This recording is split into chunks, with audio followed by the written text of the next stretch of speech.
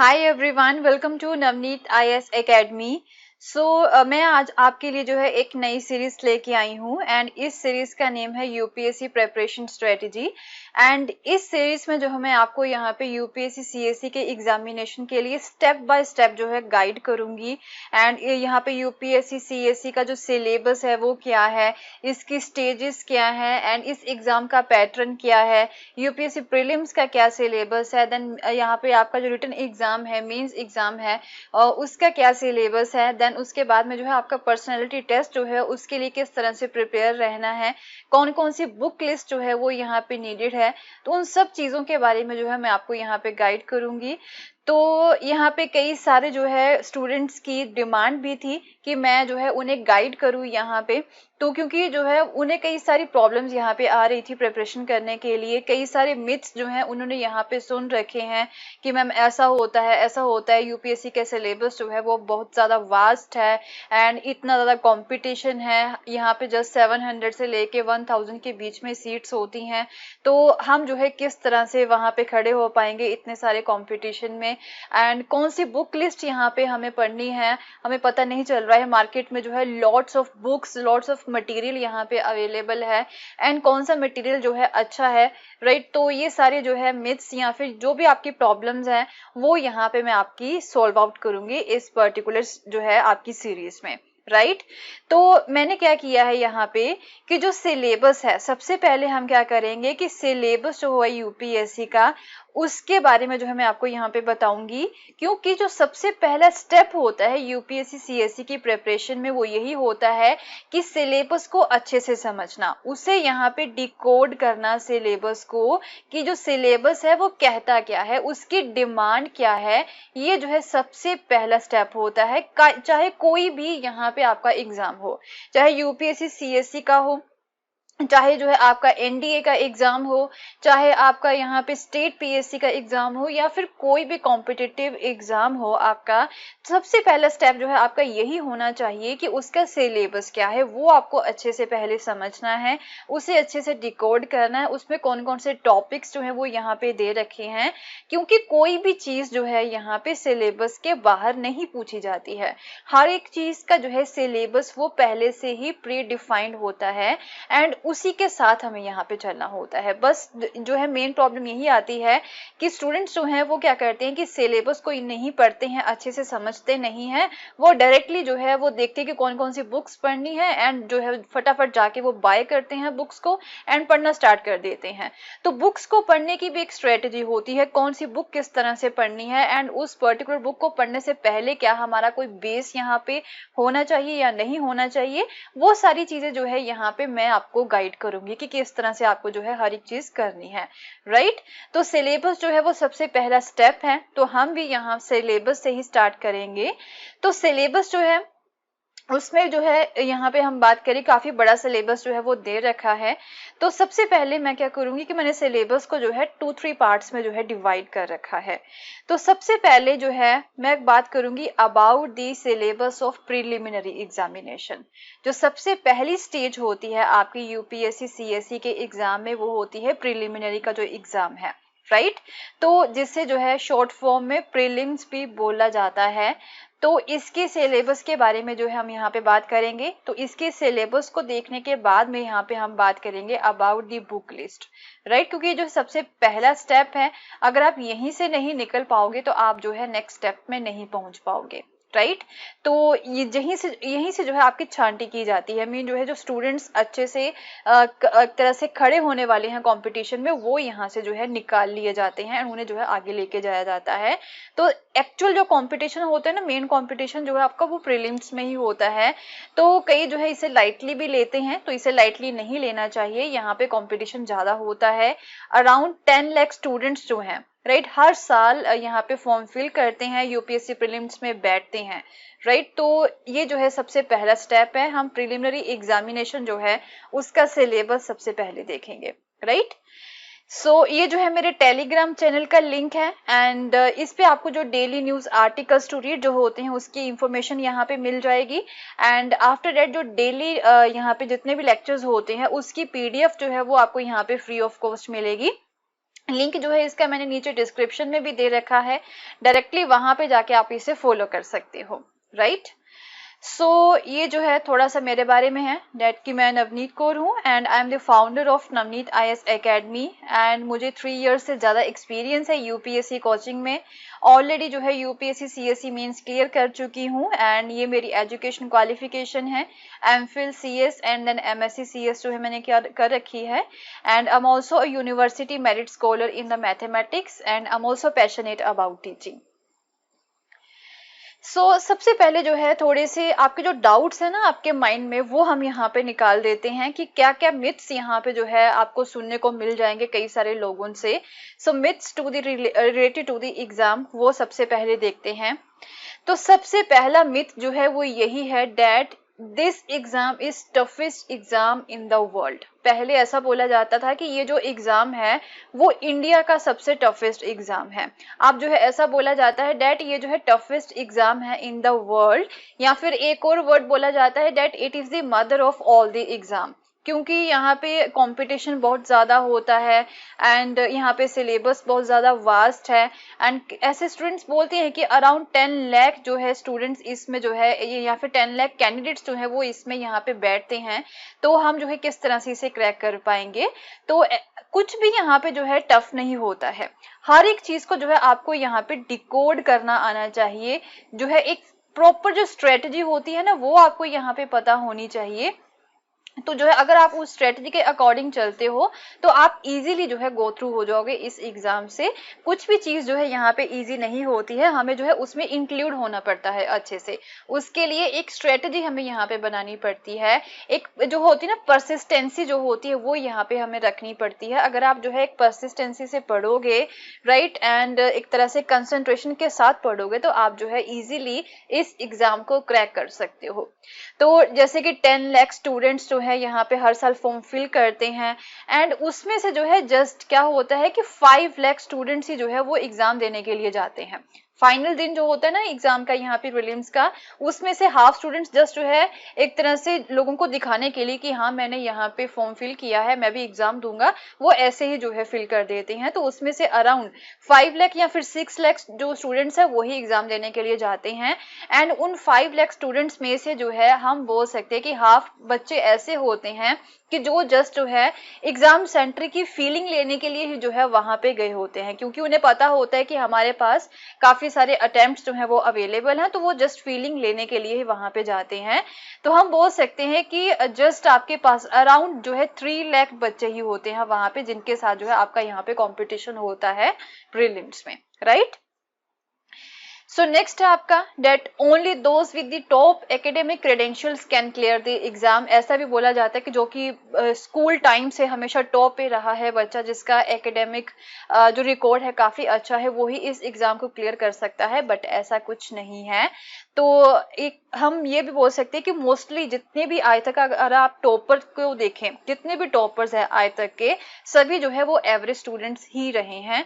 तो ऐसा कुछ नहीं है, आपको जो है एक तरह से कंसिस्टेंसी चाहिए, परसिस्टेंस चाहिए, उसके साथ जो है आप इस एग्जाम को क्लियर कर सकते हो। एंड एक प्रॉपर स्ट्रेटेजी जो है वो आपको यहाँ पे चाहिए। एंड मैं आपको जो है इस स्टेप बाय स्टेप जो है इस जर्नी में गाइड भी करूंगी, सो डैट कि जो है आप इस एग्जाम को अच्छे से क्लियर कर सकें।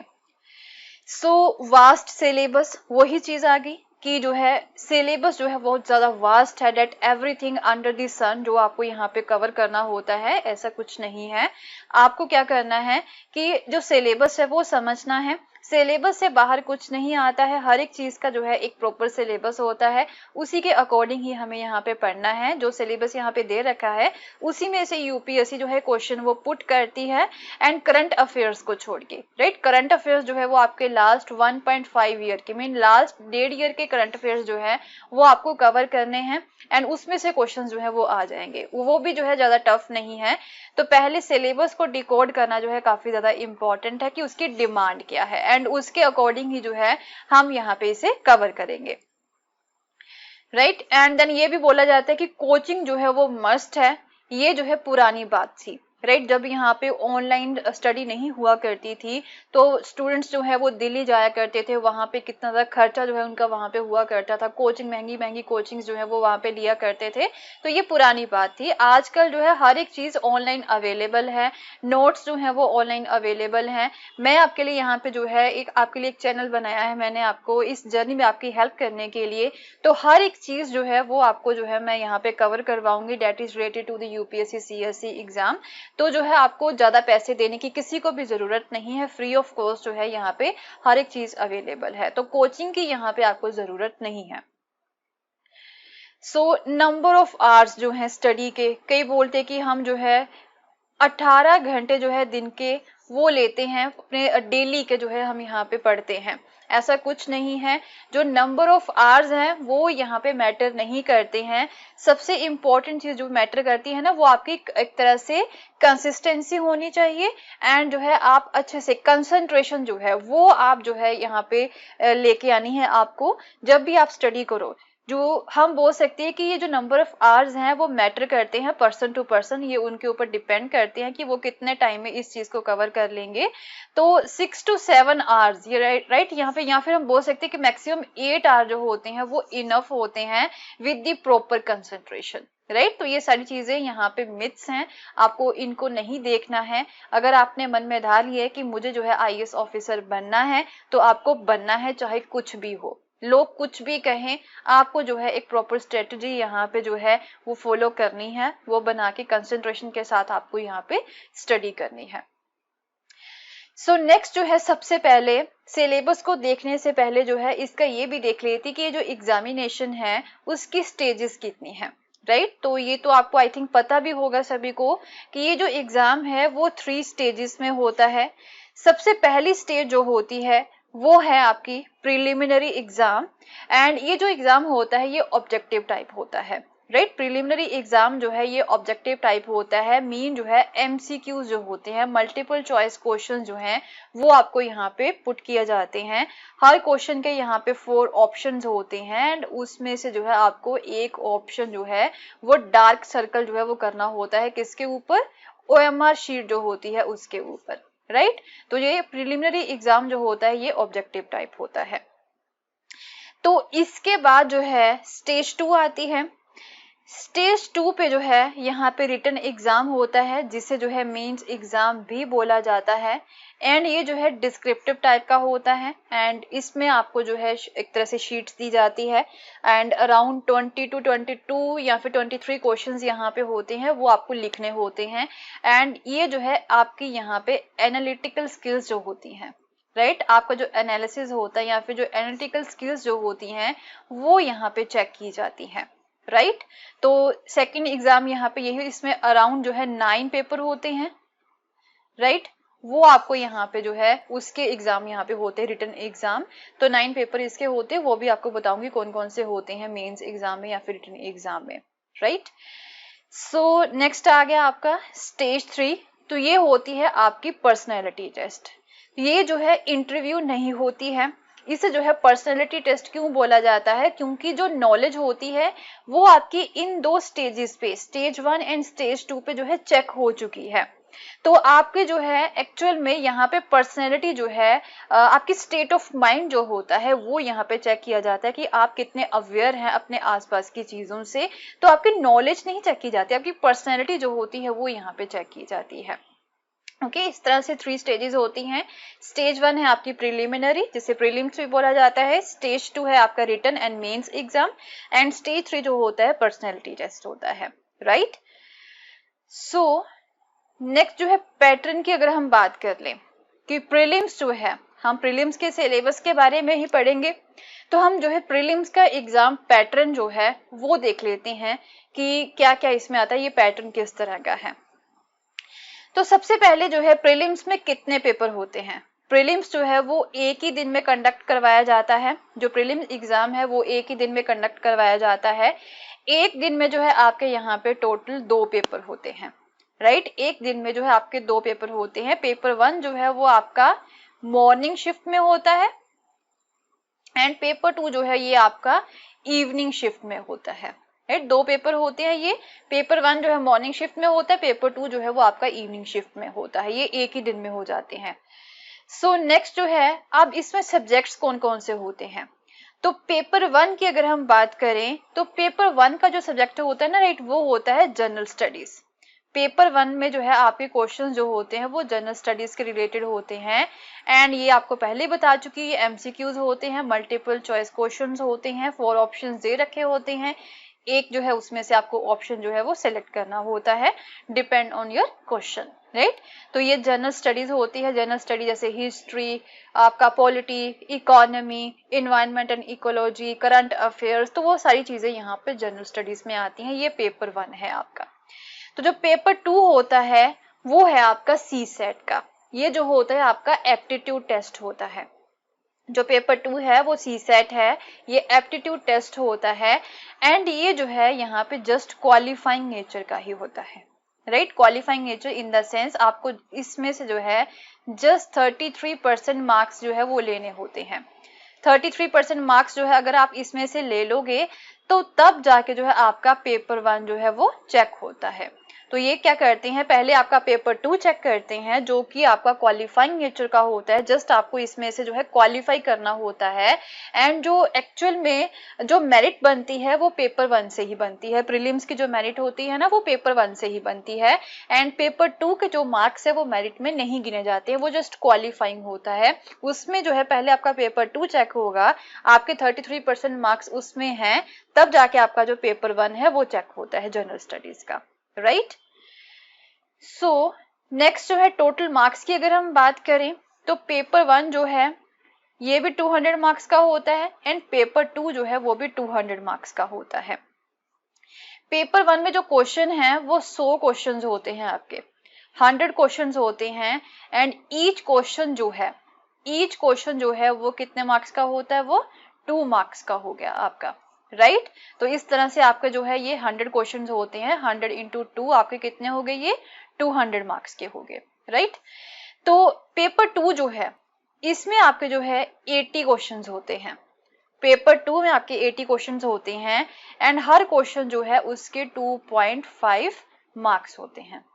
हर क्वेश्चन के आपके जो है 2.5 मार्क्स होते हैं। तो 100 इंटू 80 इंटू 2.5 कितना हो गया आपका, 200 मार्क्स का हो गया, राइट। तो ये जो है आपका क्वालिफाइंग ही है जस्ट, एंड ये ही मार्क्स जो है वो आपके मेरिट के लिए गिने जाते हैं पेपर 1 के। एंड यस, ये भी चीज आपको यहाँ पे याद रखनी है कि नेगेटिव मार्किंग भी इसमें है, नेगेटिव मार्किंग भी जो है इसमें है। आई थिंक 0.65% जो है इसमें से जो है मार्क्स आपके, अगर आपको क्वेश्चन जो है गलत है, राइट, उसका आपने गलत आंसर दिया है तो 0.65 मार्क्स जो है वो आपके कट हो जाएंगे आउट ऑफ दी 2, राइट। तो नेक्स्ट ड्यूरेशन की बात करें तो दोनों ही जो एग्जाम है पेपर 1 एंड पेपर 2 वो 2-2 घंटे के ही होते हैं। सो ये तो था आपका प्रीलिम्स का एग्जाम पैटर्न।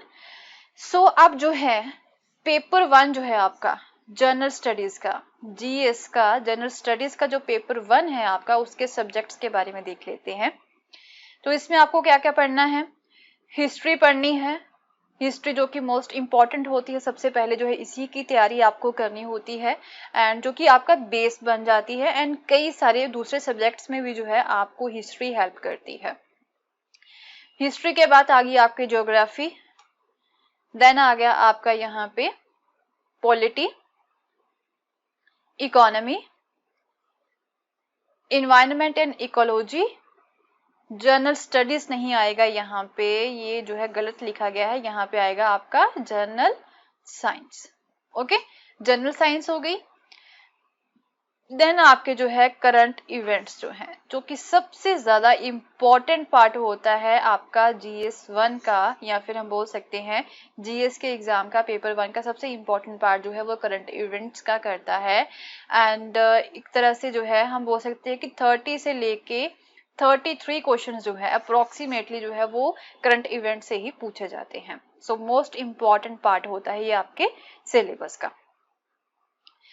तो अब इसका जो है 1 बाय 1 हर एक सब्जेक्ट का जो है हम सिलेबस देखते हैं कि क्या क्या चीजें हमें जो है उसमें पढ़नी है एंड सिलेबस क्या दे रखा है। पॉलिटी की बात करें तो पॉलिटी में आपका आ जाता है इंडियन पॉलिटी एंड गवर्नेंस, ये लाइन जो है वो वहां पे दे रखी है आपकी सिलेबस में। एंड इसमें कॉन्स्टिट्यूशन जो है हमारा इंडिया का जो संविधान है उसके बारे में आपको पढ़ना है, इंडियन कॉन्स्टिट्यूशन के बारे में। पॉलिटिकल सिस्टम किस तरह का है, फेडरल स्ट्रक्चर है यहाँ पे आपका, राइट, वो है हो गया आपका। तो इस पॉलिटिकल सिस्टम, जो डिफरेंट टाइप के पॉलिटिकल सिस्टम्स होते हैं उसके बारे में आपको पढ़ना है। देन पंचायती राज हो गया आपका, ये चीजें आपको पढ़नी है यहाँ पे। हमारे जो राइट्स होते हैं, हमारे जो फंडामेंटल राइट्स हैं, या फिर उसको उसके रिलेटेड जो भी इश्यूज हैं, या फिर यहाँ पे करंट इवेंट्स में भी जो है कई सारे इश्यूज होते हैं, तो राइट्स को लेके वो आपको यहाँ पे कवर करने हैं। एंड पब्लिक पॉलिसीज जो गवर्नमेंट यहाँ पे बनाती है आपके लिए, तो ये चीजें जो है वो आपको यहाँ पे कवर करनी है इंडियन पॉलिटी में। एंड इसमें आपको जो है अगर बात करें, और भी कई सारे जो है छोटे छोटे टॉपिक्स है जो आपको कवर करने हैं।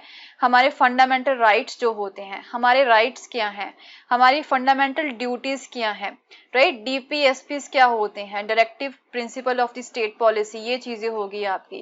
एंड देन उसके बाद में पंचायती राज सिस्टम हो गया। प्राइम मिनिस्टर्स के बारे में पढ़ना है, प्राइम मिनिस्टर की जो है उन्हें जो है इलेक्ट किस तरह से किया जाता है, उनके लिए एलिजिबिलिटी क्या होती है, उनकी पावर्स क्या होती हैं।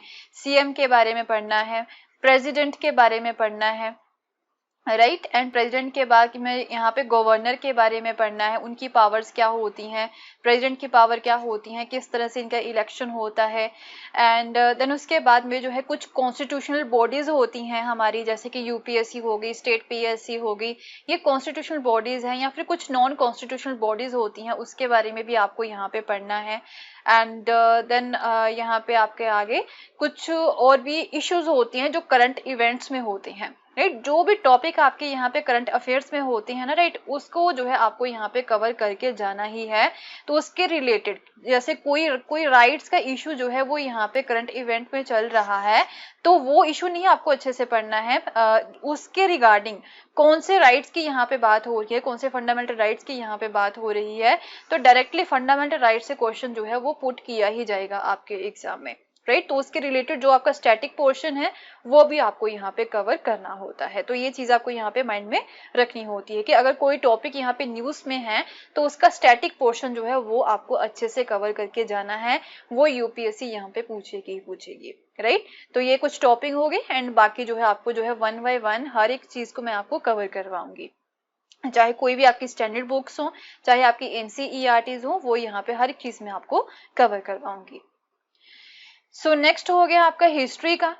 हिस्ट्री के लिए जो है जस्ट यही लाइन लिख रखी है, that is the history of India and Indian national movement हो गई, राइट। तो हिस्ट्री ऑफ इंडिया की अगर हम बात करें, इसे हम जो है 3 पार्ट्स में डिवाइड कर सकते हैं इंडिया की हिस्ट्री को। सबसे पहली होती है हमारी एंशिएंट हिस्ट्री, राइट, सबसे पुरानी हिस्ट्री जो है, जिसमें हम बात करते हैं हमारी सिंधु घाटी की सभ्यता जो होगी, इंडस वैली सिविलाइजेशन के बारे में हम बात करेंगे, जो मौर्यन एम्पायर है उसके बारे में इसमें पढ़ेंगे, वैदिक एज जो है, राइट, उसके बारे में हम यहाँ पे पढ़ेंगे। तो वो सारी चीजें एंशिएंट हिस्ट्री में आती हैं। तो नेक्स्ट हो गया आपका मिडिवल हिस्ट्री, मध्यकालीन हिस्ट्री होगी। एंड इसमें जो मुगल रूलर्स हैं उसके बारे में पढ़ेंगे। देन दिल्ली सल्तनत के बारे में पढ़ेंगे। एंड एंशिएंट हिस्ट्री से जो मिडिवल हिस्ट्री में जब सोसाइटी जो है वो चेंज होती है, तो सोसाइटी किस तरह की थी, मिडिवल हिस्ट्री में जो कल्चर है वो किस तरह का था, तो ये सारी चीजें जो है यहाँ पे हम एंशिएंट हिस्ट्री में भी पढ़ेंगे, मिडिवल हिस्ट्री में भी पढ़ेंगे। सोसाइटी के बारे में, कल्चर के बारे में, रिलीजन्स के बारे में भी जो है हम यहाँ पे सारी चीजें कवर करेंगे, राइट। एंड आफ्टर दैट जो है मॉडर्न हिस्ट्री आ जाती है आपकी, जब यूरोपियंस जो है वो हमारे भारत में आना स्टार्ट कर देते हैं, तब से हमारी जो मॉडर्न हिस्ट्री है वो स्टार्ट होती है। तो इन्होंने जो है 1857 से मॉडर्न हिस्ट्री को गिना है। हाउएवर इससे पहले ही जब यूरोपियंस हमारे भारत में आना स्टार्ट हो जाते हैं, तो तब से हमारी जो मॉडर्न हिस्ट्री है वो स्टार्ट हो जाती है, ओके। तो 1857 से लेकर 1947 तक जितने भी इवेंट्स यहाँ पे हुए हैं, civil disobedience movement, non cooperation movement, India की जो नेशनल मूवमेंट है, राइट, वो इसमें ही आ जाती है, मॉडर्न हिस्ट्री में ही। तो कोई भी जितने भी इवेंट्स यहाँ पे, जितने भी सत्याग्रह यहाँ पे होते हैं, खेड़ा सत्याग्रह हो गया, या फिर कोई और सत्याग्रह मूवमेंट जो यहाँ पे स्टार्ट की जाती है गांधी जी के द्वारा, गांधी जी जो है कब हमारे भारत में आए थे उसके बारे में पढ़ना है। तो ये सारी चीजें हमारी मॉडर्न हिस्ट्री में आ जाएंगी, राइट। एंड मोर ओवर जो एंशिएंट हिस्ट्री है एंड जो मीडिवल हिस्ट्री है, इसमें आपका आर्ट एंड कल्चर का जो पोर्शन है वो भी कवर हो जाएगा। जो जितना भी आर्ट एंड कल्चर है ना, यहाँ पे मीन आर्किटेक्चर किस तरह का हुआ करता था, यहाँ पे कल्चर किस तरह का हुआ करता था, तो वो सारा आपका आर्ट एंड कल्चर का पोर्शन बन जाता है। एंड आर्ट एंड कल्चर के जो क्वेश्चंस है ना, वो यहीं से पूछे जाते हैं, एंशिएंट हिस्ट्री से एंड मिडिवल हिस्ट्री से। तो ये भी चीजें आपको यहाँ पे याद रखनी है कि जो भी चीजें आप एंशिएंट हिस्ट्री में आर्ट के रिलेटेड पढ़ोगे, कल्चर के रिलेटेड पढ़ोगे, तो वो आपका जो है यहाँ पे आर्ट एंड कल्चर का भी पोर्शन बन जाता है। सो नेक्स्ट आपकी इंडियन नेशनल मूवमेंट होगी, तो ये तो आपका मॉडर्न हिस्ट्री में ही कवर हो जाता है। सो नेक्स्ट आ गया आपका ज्योग्राफी। ज्योग्राफी में आपको जो है इंडिया के जो है ज्योग्राफी के बारे में पढ़ना है, देन पूरे वर्ल्ड की ज्योग्राफी के बारे में भी आपको पढ़ना है। तो इंडिया की ज्योग्राफी के जो डिफरेंट फीचर्स हैं, इंडिया की जो फिजिकल ज्योग्राफी होगी, राइट, वो उसके बारे में पढ़ना है। जैसे कि आपके माउंटेन्स हो गए, ओके, हिमालयन माउंटेन्स हो गए, देन आपके प्लेन्स हो गए, प्लेन्स के बारे में पढ़ना है, प्लेन एरिया के बारे में। देन आपके यहाँ पे जो है प्लेट्यूज हो गए, उनके बारे में पढ़ना है, ओके। तो देन उसके बाद में जो है आपकी रिवर्स वगैरह हो गई, इनके बारे में आपको पढ़ना है। पेनिनसुला के बारे में पढ़ना है, राइट। ये सारे टॉपिक्स जो है वो फिजिकल ज्योग्राफी में आ जाते हैं।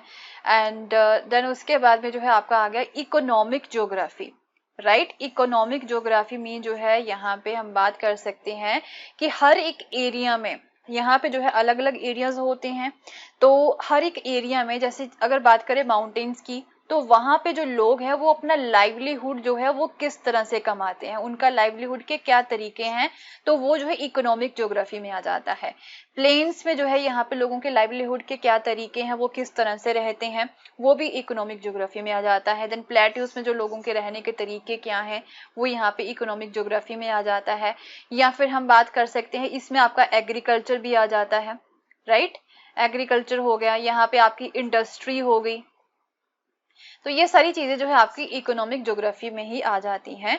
एंड रिवर्स के आसपास यहाँ पे जो है ट्रेड भी स्टार्ट हो जाता है, व्यापार स्टार्ट हो जाता है, तो ये सारी चीजें आपकी जो है इकोनॉमिक ज्योग्राफी में आ जाती है। एंड इसके बारे में जो है मैं आपको अच्छे से यहाँ पे कवर करवाऊंगी हर एक टॉपिक को। देन आ जाता है आपका सोशल ज्योग्राफी, राइट, कि माउंटेन्स में जो लोग हैं वो किस तरह से रहते हैं, उनके रहने का तरीका क्या है। इकोनॉमिक ज्योग्राफी हो गया उनके लाइवलीहुड मीन उनके अर्निंग के साधन। सोशल ज्योग्राफी होगी यहाँ पे माउंटेन्स में लोग किस तरह से रहते हैं, किस तरह के लोग हैं, उनकी मूवमेंट्स क्या रहती है। एंड यहाँ पे जैसे ट्राइब्स हो गई, उनके बारे में भी हम पढ़ेंगे कि कौन कौन से एरियाज में यहाँ पे कौन कौन सी ट्राइब्स आपको यहाँ पे देखने को मिलती हैं। प्लेन्स में किस तरह से लोग रहते हैं, प्लेट्यूज में, रिवर्स के आसपास जो है किस तरह से रहते। मीन जो ये ज्योग्राफी होती है ना, वो हर एक चीज को इफेक्ट करती है। जो ज्योग्राफी जो पर्टिकुलर लोकेशन होती है वो हर एक चीज को इफेक्ट करती है, वो आपकी इकोनॉमिक कंडीशन को भी इफेक्ट करती है, वो आपके रहन सहन के तरीके को भी इफेक्ट करती है। तो ज्योग्राफी के अंदर जो है ये सारी चीजें यहाँ पे आ जाती हैं।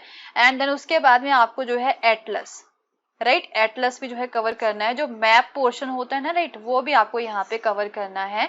एंड मैप में जो लोकेशंस यहाँ पे न्यूज में होती हैं, जो भी लोकेशन यहाँ पे न्यूज में है, उसके बारे में आपको जो है एटलस से जाके पढ़ना है, या फिर जो है इंटरनेट से आप विकिपीडिया से या फिर जो है गूगल से सर्च करके उस लोकेशन के बारे में, उसके आसपास के जो भी एरियाज हैं उसके बारे में आपको जो है नोट्स बना के यहाँ पे अच्छे से रखने हैं, राइट। सो नेक्स्ट आ गया आपका इकोनॉमी। तो इसमें आपका जो लाइन दे रखी है ना सिलेबस में, वो ये है, इकोनॉमिक एंड सोशल डेवलपमेंट हमारी कंट्री की।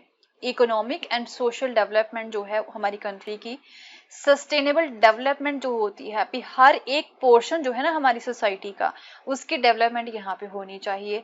पावर्टी की जो डेफिनेशन है उसके बारे में देखेंगे, राइट। एंड कितने लेवल ऑफ पावर्टी कौन कौन से एरियाज में है वो यहाँ पे देखेंगे, एंड क्या चीजें यहाँ पे पावर्टी को इफेक्ट करती हैं, वो चीजें हो गई। देन इंक्लूजन आ गया। इंक्लूजन में आपका आ जाता है financial inclusion, right. Financial inclusion जो है ये, इसकी डेफिनेशन क्या होती है, हम फाइनेंशियल इंक्लूजन कहाँ कहाँ से हमारी कंट्री में आ सकता है। देन डेमोग्राफीज हो गई आपकी। डेमोग्राफिक्स वही ह्यूमन ज्योग्राफी होगी ये, राइट। जो कि लोगों की अर्निंग के साधन किस तरह की हैं अलग अलग एरियाज में, उनकी इकोनॉमी किस तरह की है। देन सोशल सेक्टर के कुछ इनिशिएटिव जो गवर्नमेंट यहाँ पे स्टार्ट करती है ना, कुछ यहाँ पे गवर्नमेंट स्कीम्स जो है वो यहाँ पे स्टार्ट की होती हैं, जैसे कि वुमेन के लिए कुछ स्कीम्स हैं, या फिर जो ट्राइब्स हैं उनके लिए कुछ स्कीम्स हैं। तो वो सारी चीजें जो है सोशल सेक्टर इनिशिएटिव्स में आ जाती हैं, राइट। तो ये चीजें हम यहाँ पे कवर करेंगे। एंड जैसे कि बेसिक प्रिंसिपल्स हो गए इंडियन इकोनॉमी के, एंड डेफिनेशन क्या होती है इकोनॉमी की, micro economy, macro economy, right, GDP क्या होती है, जो बेसिक टॉपिक्स होते हैं ना आपके, जो आपका बेस बनाने के लिए, तो ये चीजें होगी। एंड डब्ल्यूपीआई क्या होता है, इस तरह से कई सारे इंडेक्सेस होते हैं, उनके बारे में पढ़ना है। कुछ बेसिक प्रिंसिपल्स होते हैं इंडियन इकोनॉमी के, तो वो चीजें हम यहाँ पे देखेंगे। देन सोशल स्कीम्स होगी गवर्नमेंट की, डिफरेंट सेक्टर्स जो है हमारी सोसाइटी के उनके लिए। एंड सोशल डेवलपमेंट जो होती है ना वो किस तरह से होती है, इकोनॉमिक एम्पावरमेंट के थ्रू ही होती है। तो लोगों को इकोनॉमिक एम्पावरमेंट करवाने के लिए जॉब्स किस तरह से जो है यहाँ पे लेके आनी है, वो स्कीम्स जो है वो सारी चीजें हम यहाँ पे इसमें पढ़ेंगे। मीन कौन कौन से लोग जो हैं वो यहाँ पे जॉब्स को लेके किस तरह का यहाँ पे लोगों का रवैया है, या फिर कौन से एरिया के लोग किस तरह की जॉब्स वगैरह करते हैं, या फिर एम्पावरमेंट के लिए, वुमेन एम्पावरमेंट के लिए जो है कौन कौन सी जो है स्कीम्स यहाँ पे लाई गई हैं गवर्नमेंट के द्वारा, तो वो इस टॉपिक में आ जाते हैं। देन हो गया आपका sustainable development, and after that जो है आपका आ जाता है यहाँ पे डेमोग्राफिक्स। तो ये चीजें यहाँ पे हम देख चुके हैं, राइट। सो नेक्स्ट टॉपिक है आपका इन्वायरमेंट एंड द इकोलॉजी। तो ये भी काफी ज्यादा इंपॉर्टेंट टॉपिक है, एंड इसके जो है कुछ बेसिक्स जो है आपको यहाँ पे कवर करने हैं। ज्यादा डिटेल में जो है इन्वायरमेंट के बारे में पढ़ने की जरूरत नहीं है। बाकी जो इन्वायरमेंट के टॉपिक होते हैं ना वो करंट अफेयर से ही जो है वो कवर हो जाते हैं, राइट। मोस्टली जो है करंट अफेयर से ही इन्वायरमेंट के जो क्वेश्चंस हैं वो पुट किए जाते हैं। तो इसका सिलेबस जो हो गया, जैसे कि environmental ecology, biodiversity, climate change हो गया, राइट, उसके बारे में हमें पढ़ना है। पोल्यूशन जो होता है, डिफरेंट टाइप ऑफ पोल्यूशन, ये स्टैटिक पोर्शन हो गया, ये पढ़ना है। देन इकोलॉजी क्या होती है, राइट। इकोलॉजी में जो है एक ह्यूमन बीइंग है वो अपने आसपास के इन्वायरमेंट के साथ किस तरह से इंटरेक्ट करता है। देन बायोडाइवर्सिटी होती है कि हमारा जो इन्वायरमेंट है उसमें ह्यूमन बींग्स भी रहते हैं, उसमें एक तरह से पशु वगैरह भी रहते हैं, बर्ड्स रहते हैं, यहाँ पे पेड़ पौधे हैं। तो वो सारी क्या चीजें बन जाती है, वो बायोडाइवर्सिटी बन जाती है, राइट। एक हमारा जो इन्वायरमेंट है उसमें जो है कई सारे जीव जंतु रहते हैं, ह्यूमन बींग्स रहते हैं, यहाँ पे पेड़ पौधे हैं, नदियां नाले हैं। तो ये सारी बायोडाइवर्सिटी रहती है, एंड वो एक दूसरे के साथ किस तरह से कनेक्ट रहती है, एक दूसरे के साथ किस तरह से वो इंटरेक्ट करती है। तो ये सारी चीजें आ जाती हैं आपकी बायोडाइवर्सिटी में। देन क्लाइमेट चेंज में जो है आपका आ जाता है ओजोन लेयर के बारे में पढ़ना है, ओजोन लेयर के जो डिप्लीशन है उसके बारे में पढ़ना है। तो ये सारी चीजें इसमें आ जाती हैं। वही आ गया, इसमें आपको इकोलॉजी के बारे में पढ़ना है, बायोडाइवर्सिटी के बारे में पढ़ना है, क्लाइमेट चेंज के बारे में पढ़ना है। एंड आफ्टर दैट जो कुछ जनरल प्रिंसिपल्स होते हैं हमारे, जैसे कि पोल्यूशन के रिगार्डिंग जो है वो आपको पढ़ना है। एंड सबसे इम्पोर्टेंट जो है, राइट, वो है आपका यहाँ पे जो डिफरेंट गवर्नमेंट्स हैं, यहाँ पे हमारी डिफरेंट कंट्रीज जो हैं या फिर यूनाइटेड नेशंस जो हैं उनके द्वारा जो है इन्वायरमेंट को लेके कई सारी समिट्स करवाई जाती हैं, कई सारी कॉन्फ्रेंसेस यहाँ पे करवाई जाती हैं अवेयरनेस क्रिएट करने के लिए, कंट्रीज के बीच में या फिर लोगों के बीच में अवेयरनेस क्रिएट करने के लिए। तो उन सारी कॉन्फ्रेंसेस को, उन सारी समिट्स को जो है आपको अच्छे से कवर करना है। बाकी पोर्शन जो है वो आपका यहाँ पे करंट इवेंट से या फिर करंट अफेयर से ही कवर होगा, राइट। तो ये भी चीजें जो है मैं इसके लिए भी आपका जो कोर्स है वो लेके आने वाली हूँ, क्लाइमेट समिट्स का एंड कॉन्फ्रेंसेस का जल्दी ही। एंड हर एक स्टेप में जो है मैं आपको यहाँ पे गाइड करूंगी, मैं आपके लिए यहाँ पे बैठी हूँ। नेक्स्ट आ गया आपका जर्नल साइंस।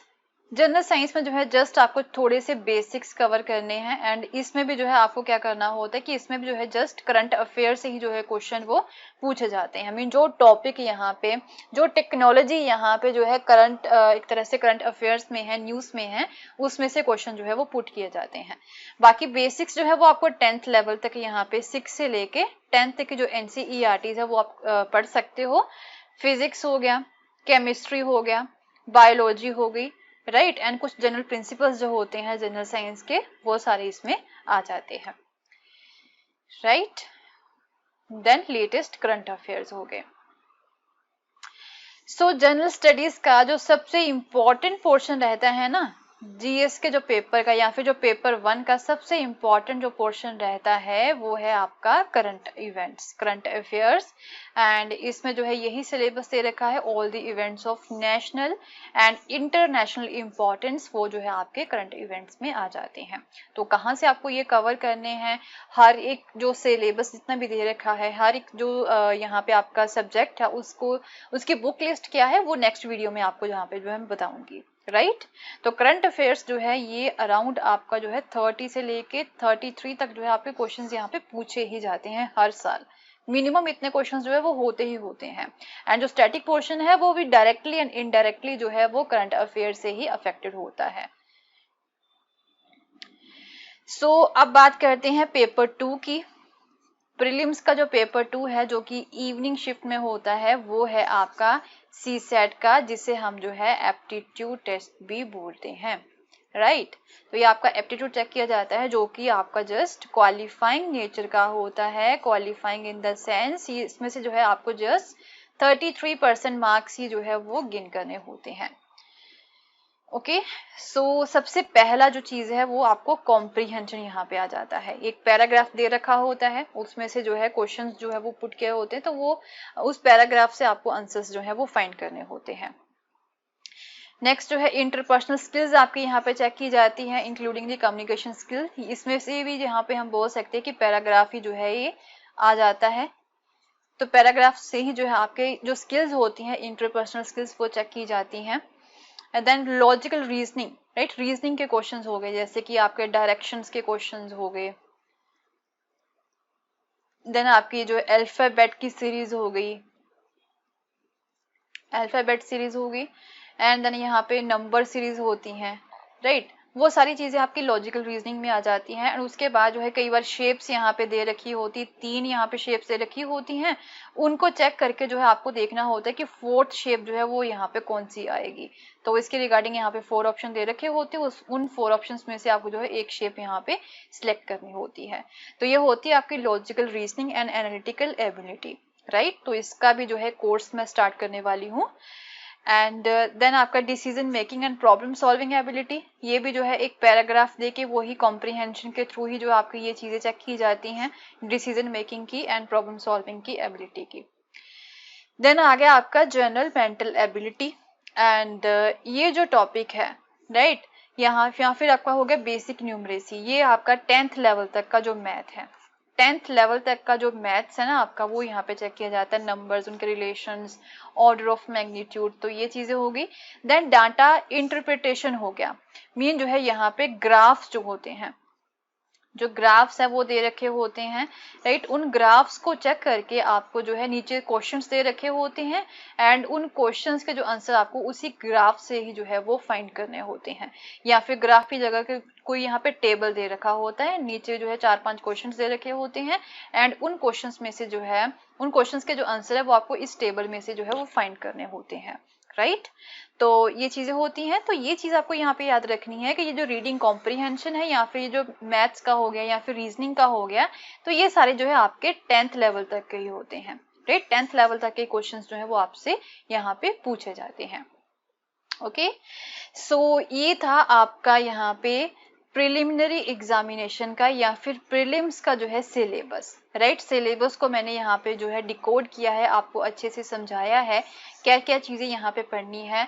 एंड ये सारा सिलेबस जो है मैं खुद यहाँ पे आपको कवर करवाऊंगी। आपके लिए जो है नए कोर्सेज यहाँ पे स्टार्ट करने वाली हूँ। NCERT का जो कोर्स है वो तो ऑलरेडी यहाँ पे चल रहे हैं। हिस्ट्री की जो है NCERT वो चल रही है, एंड हिस्ट्री के बाद ज्योग्राफी की भी चल रही है एंड पॉलिटी की भी चल रही है एंड जल्दी ही मैं जो है इकोनॉमी की जो एनसीईआरटी है वो भी स्टार्ट करने वाली हूँ। तो ये तो जहाँ पे साथ साथ चल रहे हैं, उसके साथ साथ जो स्टैंडर्ड बुक्स हैं, राइट, स्टैंडर्ड बुक्स का जो कोर्सेज है वो भी जो है जल्दी लेके आने वाली हूँ एंड करंट अफेयर्स हैं, द मोस्ट इम्पॉर्टेंट पार्ट जो है वो भी स्टार्ट होने वाला है कोर्स आपका, राइट।